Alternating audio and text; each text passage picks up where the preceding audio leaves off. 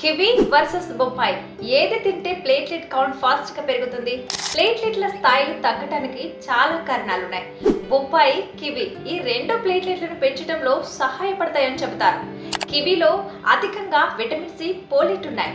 ఇక బొప్పాయిలో vitamin C, beta కెరోటిన్లు ఉన్నాయి. ఈ రెండు కూడా యాంటీ ఆక్సిడెంట్లు, జీర్ణక్రియకు సహాయపడతాయి.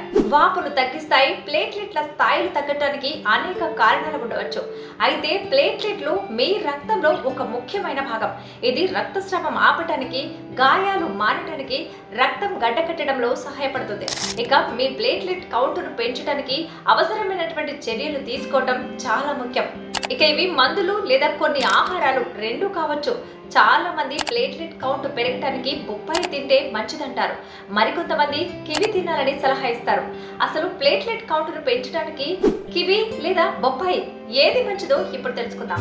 ఈ రెండు పళ్ళలో ఏది మీ ప్లేట్లెట్ కౌంట్ను సహజంగా పెంచడంలో సహాయపడుతుంది? కివిలో విటమిన్ సి చాలా ఎక్కువగా ఉంటుంది.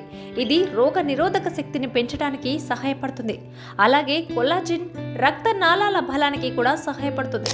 బొప్పాయి విటమిన్ సి సమృద్ధిగా ఉంటుంది, కానీ కివితో పోలిస్తే కొంచెం తక్కువ మొత్తంలో ఉంటుంది.